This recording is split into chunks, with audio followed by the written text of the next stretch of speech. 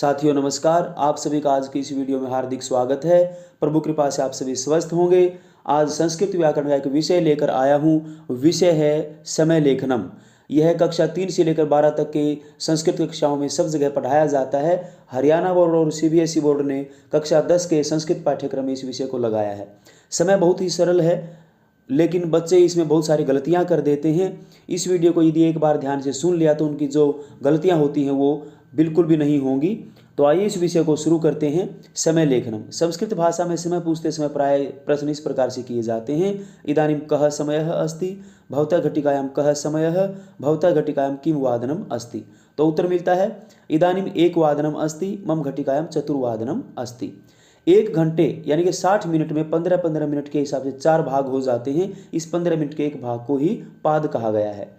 आज हम हिंदी भाषा में जो सवा, साढ़े, पौने बोलते हैं या सुनते हैं तो ये संस्कृत शब्दों के ही परिवर्तित रूप हैं। सहपाद, सवा, सार्ध, साढ़े, पादौन, पौने। जब जो अंकों में संख्या दी गई है जिसको संस्कृत में लिखना है, एक बार उसको हिंदी में पढ़ लोगे तो आपको समझ में आ जाएगा। मान लो 4:15 सहपाद चतुर्वादनम, 4:30 सार्ध चतुर्वादनम, पौने 5 तो पादौन पंचवादनम। इस प्रकार से हो जाएगा। सहपाद और सार्ध का विग्रह दिया है पादेन सहितम अर्धेन सहितम, अव्ययभाव समास। पादोन, पाद यानी कि 15 मिनट, ऊन का अर्थ है कम, यानी कि पूरे बजने से 15 मिनट कम। जैसे 4:45 पादोन पंचवादनम जातम। ऐसे संस्कृत में इसमें 4 प्रकार से पूछा जाता है। एक तो पूरे बजने पर पूर्ण संख्या प्रयोग होता है, जैसे 8 बजे हो तो अष्टवादनम। 15 मिनट ऊपर होने पर सहपाद अष्टवादनम जातम, जैसे 8:15। 30 मिनट ऊपर होने पर कृष्ण है सार्ध नववादने पठती, तो उसको सार्ध में बताएंगे। पादोन पौने यानी कि जैसे 11:45 दिया है तो इसको 45 की संस्कृत ने लिखकर क्या पढ़ेंगे, पौने 12। पौने पादोन 12 द्वादश। बिल्कुल आसान है, थोड़ा सा ध्यान देंगे तो बिल्कुल गलती नहीं होगी। तो जैसे लोरी का पादोन द्वादश वादने खादती। जब पूरा समय पूछा गया हो तो 1 से 12 तक की संख्याओं का प्रयोग किया जाता है। जैसे नागेश चतुर्वादने रामचरित मानसम पठती। चतुर्वादने 4 बजे। देखिए यहाँ पर न तो चत्वारः आया न चत्स्रः आया, यहाँ पर क्या आया है, चतुर। तो स्त्रीलिंग पुल्लिंग को छोड़कर जो यहाँ शब्द दिया गया है इसी प्रकार शब्द वहाँ प्रयोग होगा। आगे जो एक टेबल दी गई है उसमें उन शब्दों का प्रयोग किए दिया गया है जो केवल और केवल आपको लिखने हैं, उनसे अलग कुछ भी नहीं लिखना है। परीक्षा में समय रिक्त स्थान के रूप में पूछा जाता है या फिर 4 विकल्प दे दिए जाते हैं। प्रश्न कुछ भी पूछा गया हो, छात्रों केवल संख्या ही लिखनी होती है, लेकिन प्रश्न समझ में न आने के कारण वो उस संख्या को गलत कर देते हैं। तो यदि उस प्रश्न को समझ लें तो उसका उत्तर देना बड़ा आसान हो जाता है। कितने प्रकार से प्रश्न किए जाते हैं, कितने बजे हैं, ऐसा पूछने पर वादनम शब्द का प्रयोग होता है। तव घटिकायाम कति वादनम जातम, मम घटिकायाम षड वादनम जातम। षट में ट है, लेकिन ये वादनम जहाँ पर भी आ जाता है तो वहाँ पर ट को ड, जशत्व संधि है, यहाँ पर प्रथम वर्ण को तृतीय वर्ण हो जाना। दूसरा प्रश्न कैसे पूछा जाएगा, कार्य कितने बजे हो रहा है, तो वादने शब्द का प्रयोग होता है। जैसे रमेशः कति वादने क्रीडितुम गच्छति, रमेशः 10 वादने क्रीडितुम गच्छति। कार्य कितने से कितने बजे तक हो रहा है, तो वादनतः वादन पर्यंतम शब्द का प्रयोग होता है। किशोर है 11 वादनतः 1 वादन पर्यंतम क्रीडति। तो ये देखिए वादनतः वादन पर्यंतम। कार्य कितने बजे तक हुआ है या होगा, तो वादनम यावत शब्द का प्रयोग होगा। सार्ध 9 वादनम यावत गृह कार्यम करोति। लिखनी तो संख्या ही है, लेकिन थोड़ा सा ध्यान देंगे। जैसे 9 बजे हैं तो 9 वादनम पूरा बजने के लिए। तो ये जो समय चक्र है इसको एक सारणी द्वारा समझते हैं। यहाँ पर अंकों में भी दिया है, शब्द दिए गए हैं। 15 मिनट ऊपर होने पर, 30 मिनट ऊपर होने पर और 45 मिनट होने पर 45 को नहीं लिखकर आगे जो बजेंगे उनको और 15 मिनट कम के लिए पादोन का प्रयोग करेंगे। यहाँ पर समय के लिए जो शब्द दिए गए हैं संख्यावाची, इन्हीं संख्यावाची शब्दों का प्रयोग आपको करना है, इनसे अलग और कुछ नहीं होगा। यहाँ पर मात्रा यानी कि किसी भी शब्द की वर्तनी ध्यान से देख लेना। बड़ा सरल तरीका है सारणी द्वारा, पूरा समय इस सारणी द्वारा ही समझ जाएंगे। पूरा बजने पर जैसे 1 वादनम जातम, 15 मिनट ऊपर होने पर सहपाद 1 वादनम जातम, 30 मिनट ऊपर होने पर सार्ध 1 वादनम जातम और 1:45 को संस्कृत में लिखकर 1:45 के बाद 2 बजते हैं, 2 को द्वि लिखेंगे और 15 मिनट कम पादोन द्विवादनम जातम। ऐसे ही पूरा बजने पर द्वि, 15 मिनट ऊपर होने पर सहपाद द्वि और 30 मिनट ऊपर होने पर सार्ध द्वि और 2:45 यानी कि पौने 3, पौने पादोन और 3 त्रि, पादोन त्रिवादनम। त्रि बड़ी ई वाला नहीं, छोटी ई वाला।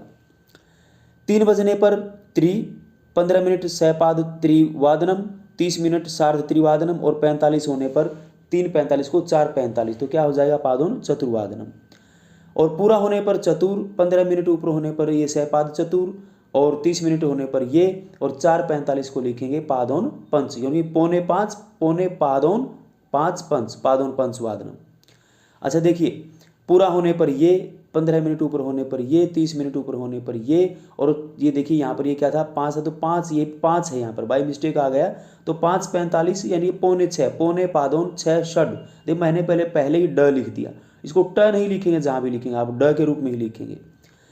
ये पूरा होने पर 15 मिनट ऊपर, 30 मिनट ऊपर, 6:45 को लिखेंगे पादोन सप्त, क्योंकि पौने 7 बनता है। पूरा 15 मिनट 30 मिनट, 7:45 को पादोन अष्ट, ये पूरा 15 मिनट 30 मिनट और 8:45 को पादोन 9, और 9:45 को पादोन 10, और 10:45 को पादोन एकादश, और 11:45 को पादोन द्वादश, और 12:45 को पादोन एक वादनम। तो इस प्रकार से ये एक सरल स्टिक और एक वैज्ञानिक पद्धति दी है। थोड़ा सा भी ध्यान दे लेंगे तो आपको कभी तक ये याद रहेंगे, और परीक्षा में इस प्रश्न में आपका एक भी अंक कटने के चांस नहीं रहेंगे।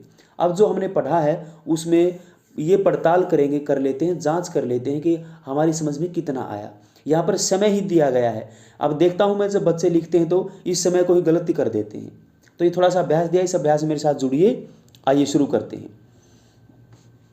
सोमवती प्रातः 5 वादने उत्तिष्ठति, पूरा समय है तो 5 को किस रूप में लिखेंगे? पंच, ये आ जाएगा उत्तर।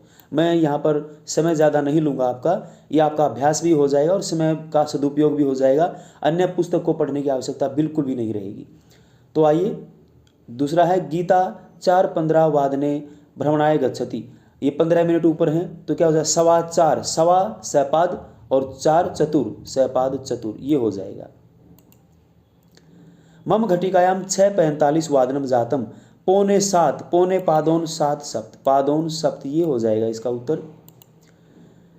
अविनाश 6:30 वादनम यावत गृह कार्यम करोति, 6:30, साढ़े सार्ध और 6 के लिए षट, तो सार्ध षड, ये यहाँ पर हलंत है, ये इसका उत्तर होगा सार्ध षड, ये हो जाएगा इसका उत्तर।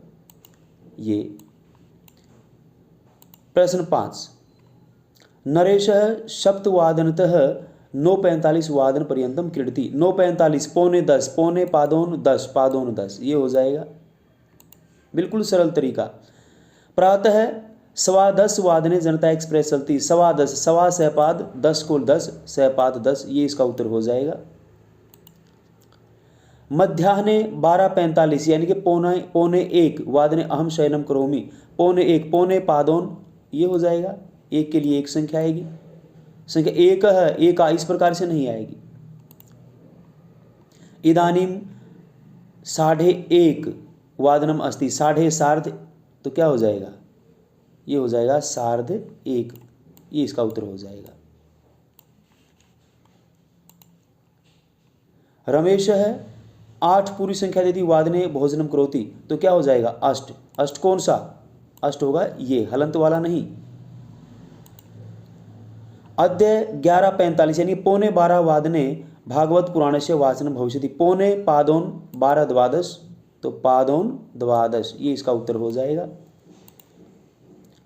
प्रश्न 11, समीर 2:30 वादने गृहम गमिष्यति, तो क्या हो जाएगा? सार्ध द्वि, सार्ध द्वि, ध्यान रखना द्वौ या द्वे नहीं, द्वाभ्याम नहीं, केवल द्वि।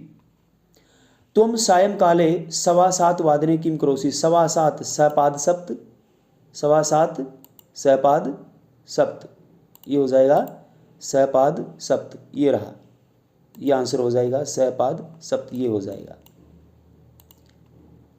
आवाम सायं पौने 5 वादने संस्कृत शिविरम गमिष्यावः, संस्कृत शिविरम 4:45 पौने 5, तो पादोन पंच, पादोन पंच, ये उत्तर हो जाएगा। सम्मेलनम रात्रौ 3:15 वादने समाप्तम भविष्यति, 3:15, सवा सहपाद और त्रि में छोटी ई की मात्रा, ये त्रीणी या त्रय है, इनको बिल्कुल देखें भी नहीं आप। तौ मध्याह्ने 1:15 वादने लेखम लेखी शतः, 1:15 सहपाद 1।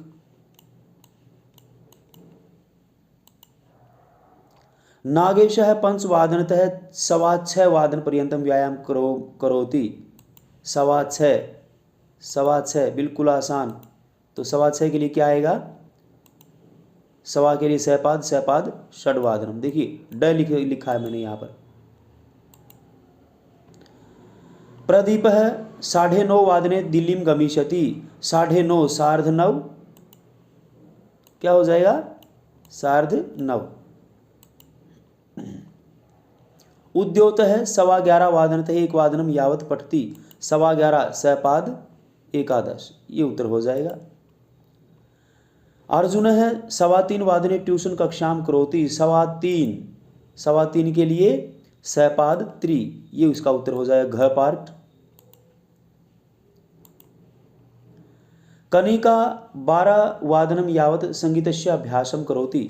देखिए क्या बोला 12, तो पूर्ण संख्या तो 12, ये हो जाएगा।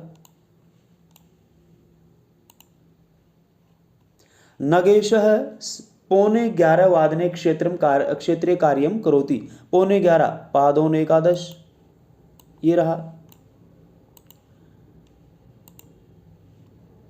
छात्राः प्रातः 7:15 वादने ईश प्रार्थनाम कुर्वन्ति, 7:15 तो सपाद सप्त हो जाएगा। शताब्दी एक्सप्रेस जंक्शनतः 9:45 वादने चलती, 9:45 पादोन 10। मैं इसको 9:45 ने पढ़कर पौने के हिसाब से पढ़ रहा हूं ताकि आपको जल्दी से उत्तर मिल जाए। बालकाः मध्याह्ने 11:15 वादने क्रिकेट क्रीडाम क्रीडन्ति, 11:15 पौने पादोन और 12 द्वादश पादोन द्वादश। देखिए ग पार्ट में क्या दिया है यहाँ पर, ये द्वादशम, ये नहीं होगा, क पार्ट होगा इसका उत्तर।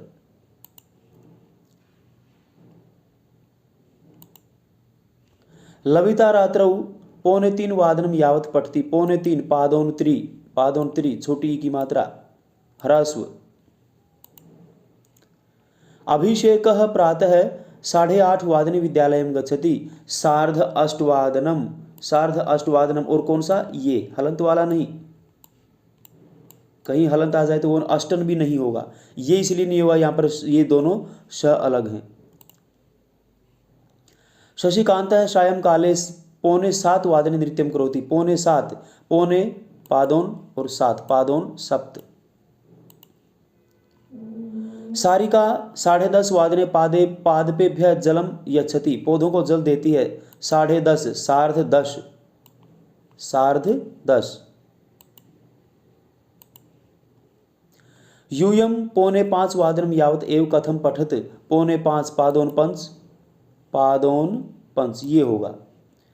यहाँ पर विसर्ग हैं, यहाँ पर पंचा हो गया, यहाँ पर विसर्ग आ गए तो ये नहीं हो सकते। अंतिम प्रश्न है शरद ऋतौ सूर्य देव है 7:30 वादने दर्शनम ददाति, 7:30 सार्ध और ये क्या हो जाएगा, सार्ध सप्त, ये इसका उत्तर हो जाएगा। तो ये एक छोटा सा प्रयास था इस विषय को समझाने का और मुझे पूरी उम्मीद आपको समझ में आया होगा। लाइक शेयर सब्सक्राइब करें